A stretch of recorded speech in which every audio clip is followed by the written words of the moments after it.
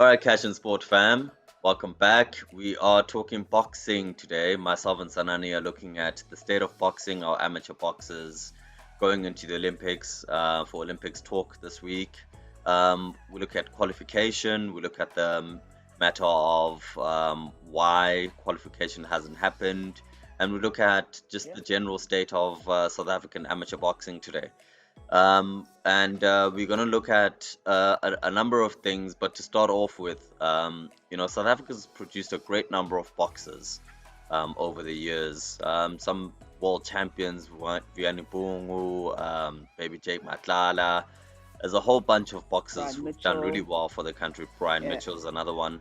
But in terms of our amateur scene, the amateur scene hasn't done really all that well. And there's a few factors to it. I mean, when you're an amateur boxer, you don't make any money.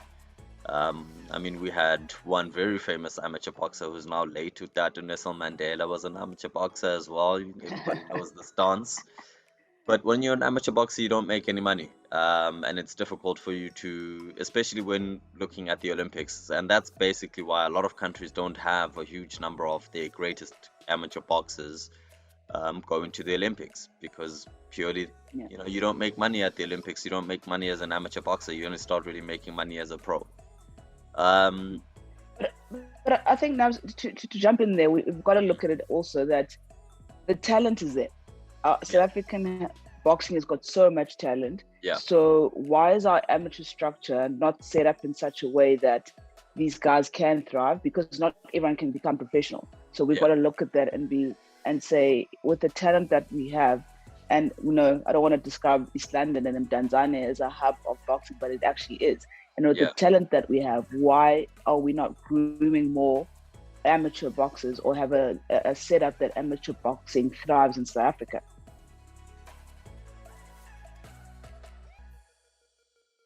Well, that's a bit of it's a hard question to answer because there's layers, right? There's Boxing SA, which is the mother body of boxing in South Africa. And then there's SANABO, which is a South African National Amateur Boxing Organization, right?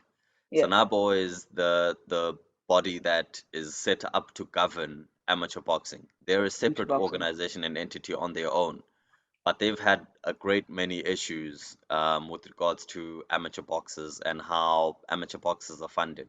But essentially, SANABO is the body that ensures that our amateur boxers get the support that they need. And when it comes to Olympics time, which is what we're talking about, that they are ready and they send them to the Olympics, that they can find the funding and that they send them. Rio 2016, we never had any boxers representing South Africa, male or female, going to those Olympics. We've even going back to readmission, the most number of boxers that we've sent to an Olympics, I think, is 6. We haven't we have struggled generally to be able to send boxers prior to Rio. I think we've also got progressively worse. 08 was, I think, 3. Well, 2004 was 3. 2008 was 1. 2012 was 1. 16 no boxes, and 2021 we're looking at no boxes. So it's just gotten progressively worse. But that also probably mirrors what's going on in South African amateur boxing. Yeah, it does definitely mirror it. And if you look at just the general boxing landscape in South Africa as well, when last did we have a top tier, because they're different boxing federations, right? WBA, WBO, etc., etc. When last did we have a top tier boxing champion? It's been a long time. And it's difficult to put a finger on it and blame one specific person or something to that effect. But in general, if the boxing structures are healthy, we will produce boxers. There's a general lack of health within the boxing structures in terms of governing bodies, which is Boxing SA. SANABO also had their issues recently when the entire board basically left and they were struggling to find funding and resigned. and they were struggling to find funding. And then Boxing SA had to come on board, and SASCOC had to come on board to try and find funding, because we were struggling to send athletes to qualifying competition, in order for them to even try and qualify for Tokyo. So Yeah, for the on the part of the athletes, it's not the athletes' fault. The athletes not at can do all. what Yeah, they need to do in terms of get in the ring and box and so on and so on, but they need the support because when you're in amateur boxing, you're not making that much money. You need someone to be able to say, okay, we'll pay for your food, we'll get you in a camp, and we'll organize your meals and your board for you to be able to train, for you to get to a point where you can at least yeah, qualify. But if you're working 8 hours a day and then still have to go and only have 2 hours a day to train, and you don't really sleep, you're not going to get to yourself to that level where you are in peak condition when it comes time to qualify and get yourself to an Olympics. correct. Yeah, and then the one thing we got to touch on as well, as much as there's the athlete side, there's the funding side. Yeah, We've experienced a position where these athletes haven't had a chance to qualify based on yeah, the tournaments that have been cancelled from, call it Feb 2020 to recently cancelled now, yeah, June 2021. yeah. Well, there were two. So, the Olympic Committee changed up the way that boxing works. Mhm. There was an Olympic boxing task force set up. Previously, the Yeah, countries could say these are our qualified athletes, and based they on our direct go. criteria. Yeah, and they could just send them. Now there's a different qualifying criteria. Different regions in the world have their own qualifying criteria. In Africa, we had Correct. qualifications in Dakar, Senegal, which was last year, February.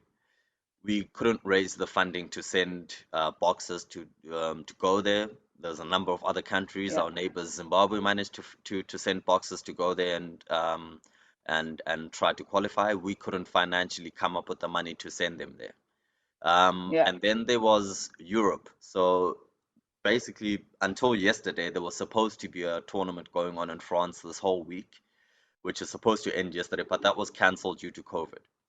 So yeah. that's again, it's not the boxer's fault. It's not the federation's fault. This matter of the way that they've structured it and that you have to qualify through these specific events is problematic.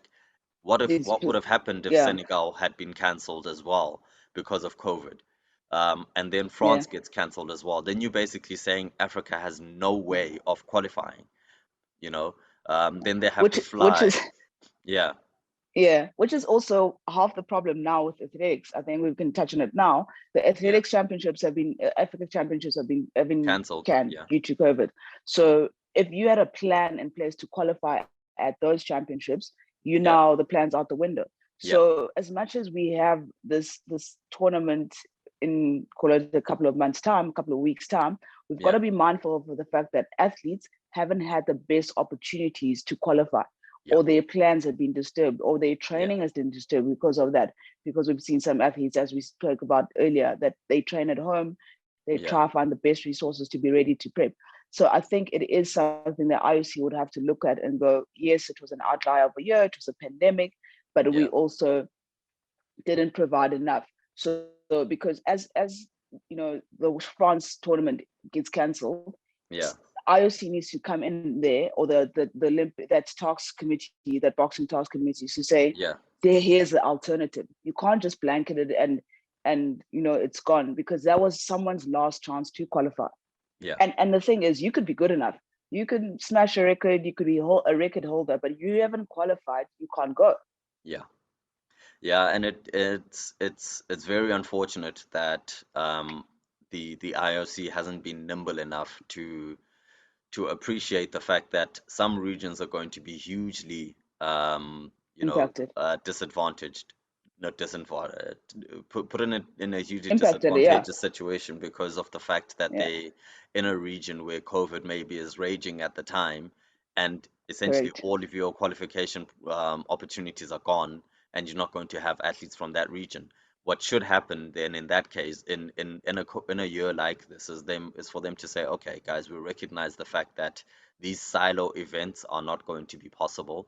Hmm. So possibly have maybe judges, sanctioned judges in each region, and allow for people to have mini tournaments in their individual regions, and then Good. just hope for the best when athletes get to the Olympics, that the level will be high enough and that the cream will rise to the crop, regardless of whether you have people from Africa or whatever. Because right now, it's just killing hopes and dreams of athletes, and it's really not their Yeah. fault. They do what they can to try and get there. Yeah. You know, and now you find yourself in a Let's situation where you let's can't go. Yeah, for sure. But let me throw something different to you. All right, Yeah, we've got basketball, yeah, which is open to NBA professionals as well.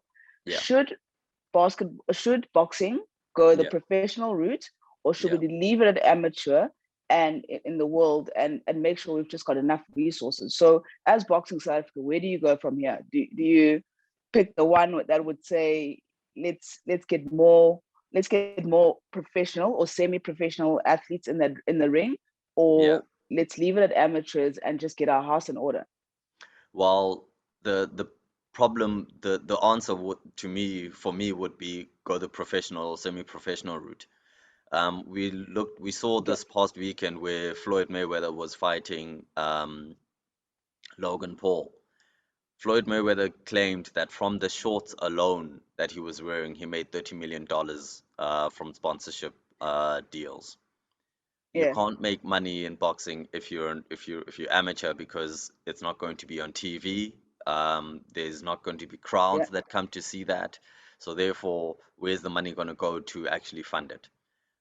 The more you professionalize the sport and you get you know, more funding into it through exposure for sponsors and so on and so on, the more the athletes themselves can better their lives, and the more the Hmm. federation itself can actually improve in being able to support athletes and do and get guys to a world stage.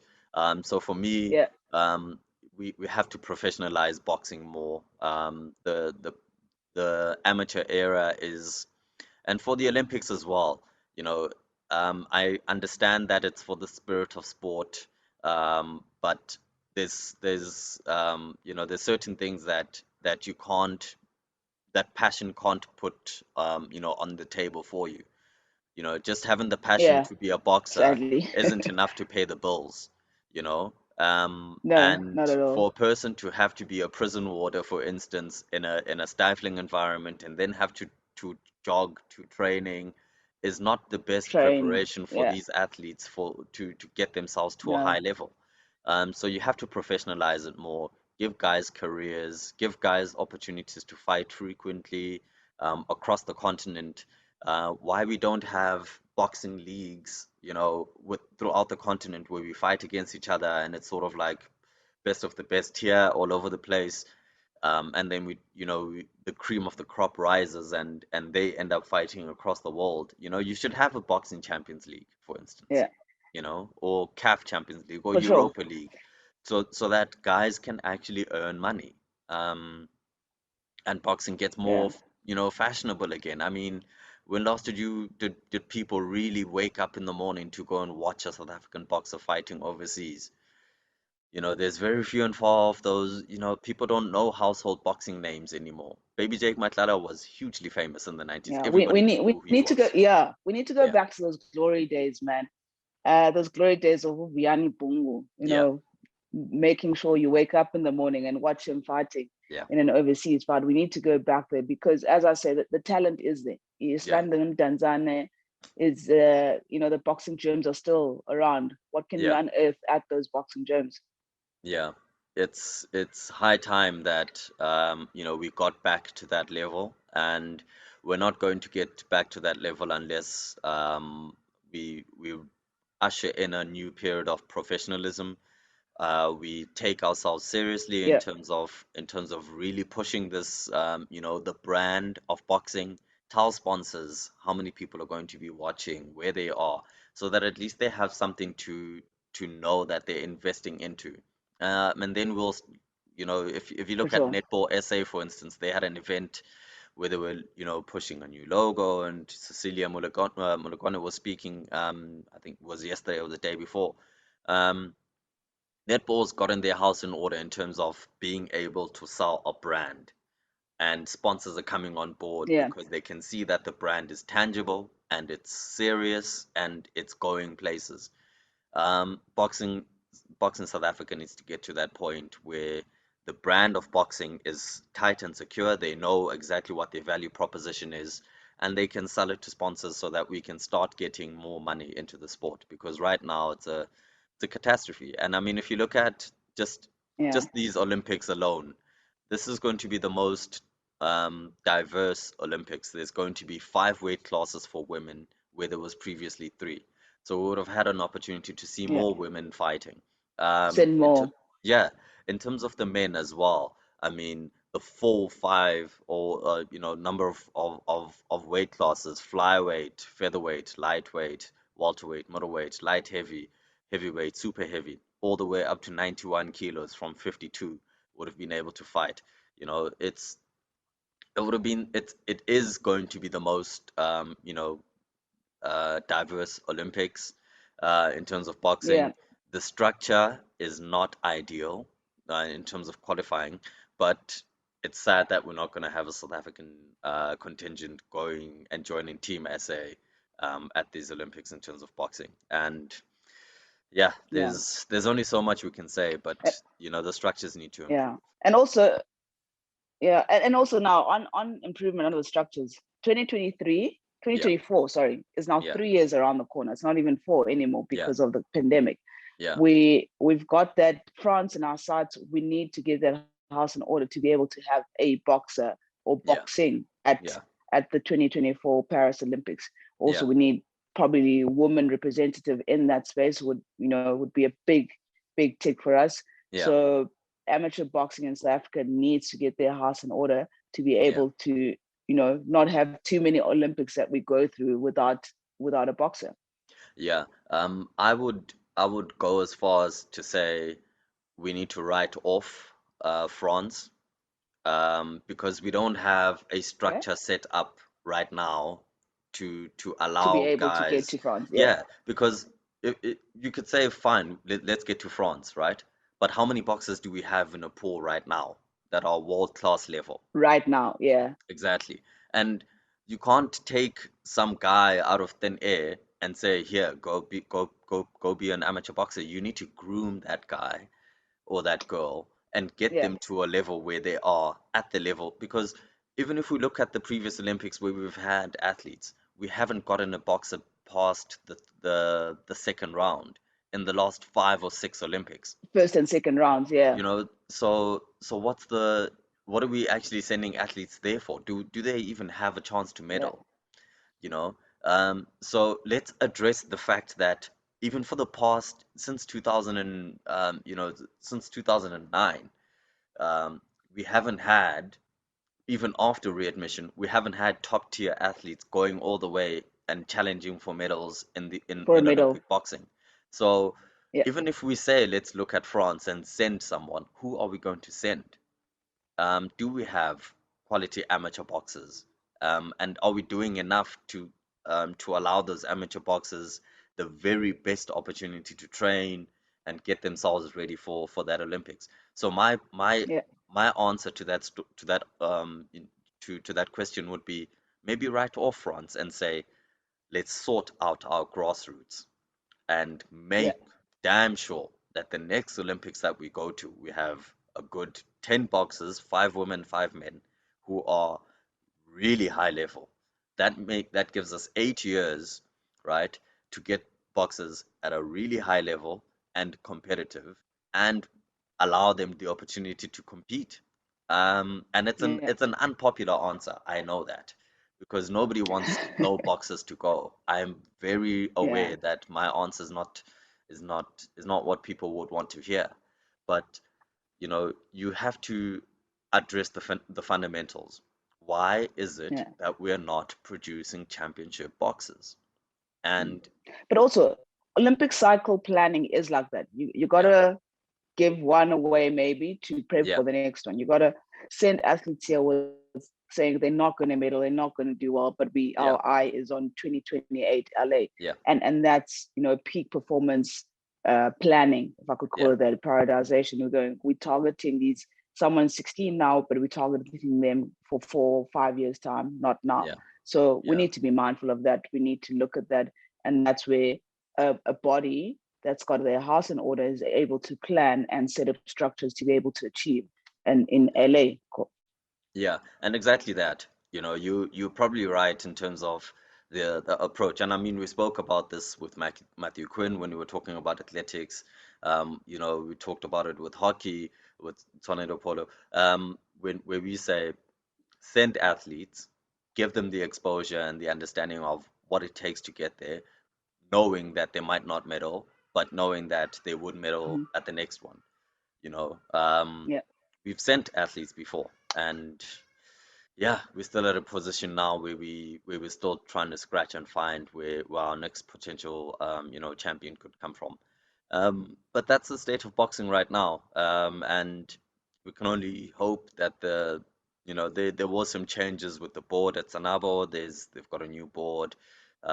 We do know that SASCOC and Boxing SA have been looking at the situation, and hopefully they're working on Yeah. plans and means to address it, knowing, I mean, there will be a public outcry. We know now there are definitely not going to be any South African Yeah. boxers in Tokyo, and people are not going to be happy with that. And hopefully the boxing fraternity gathers together, comes and figures out a solution for our problems, in South African boxing.